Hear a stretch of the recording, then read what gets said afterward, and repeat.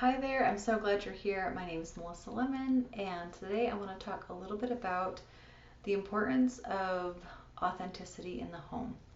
So, this can be hard sometimes, and if we're living in a home environment where we feel like we can't be authentic, that means there's a problem. Um, and that whatever problem, it could have a million different, there could be a million different problems, I think, if that's going on. But I just want to talk a little bit about how we can be more authentic in our home. Actually, I think the first step is going to be making sure we're holding space for other people to be authentic in the home.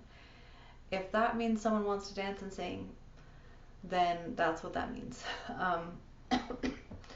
I just wanted to share, I'll just share really quick. One of my kids, as a toddler, decided she loved to sing, but she felt the most comfortable singing in the bathroom. And so my home has always been filled with the sound of singing when somebody is in the bathroom. And I love that. And I love that unique, amazing thing. And the more space we give for our family members to be able to be authentic in the home, the better, I think. And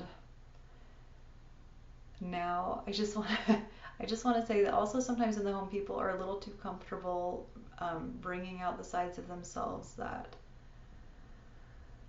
are negative or toxic. And what I mean by that is, like, a lot of the times when abuse happens, it happens in the home behind closed doors.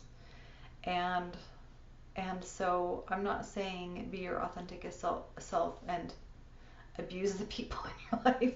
And I'm certainly not saying tolerate abuse because somebody's just being authentic in their abuse. I'm not talking about that at all. So, but I guess as I was sharing that, that thought came to me that somebody might interpret that to mean they need to let somebody be their authentic self, even if they're yelling and screaming and calling names or smacking people around or whatever. And that's not what I'm talking about. That's actually not an authentic self. That's something else. So, but allowing the people around us to be their authentic true self, I think is really important. And as we do that and hold space for that, then I think other people are going to be more accepting of our true selves too. I know sometimes as a parent it can be hard, especially when we have teenagers. um, I have a friend who one time was telling me, she's like, I hope my self esteem can survive having a teenager. And sometimes being a parent can be hard, and it can be hard to feel like, it's safe to be our authentic selves if maybe our kids are making comments about us or making fun of us or anything like that. And I know I did that as a teenager a few times, and I feel bad about it. I try to be really understanding with my kids because I understand it's a stage of life, and maybe they're getting these influences from friends or from media or whatever, and just trying to be patient and not take things personally. That actually just feels like a really huge thing to focus on for a second, is to not take things personally.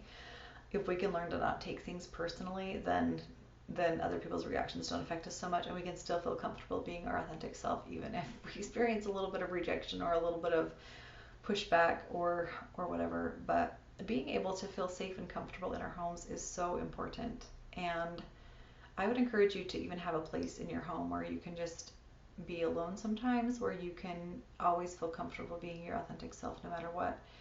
And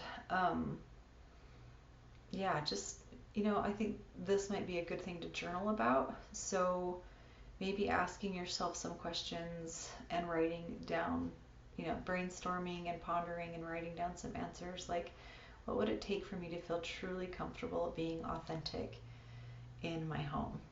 And maybe, do all of the people in my home feel comfortable being their authentic selves? Do all of the people in my home feel comfortable sharing their true thoughts and feelings? Those might be some really good questions to ponder as you think about this idea of authenticity in the home. Our homes, um, I just feel like I need to mention this.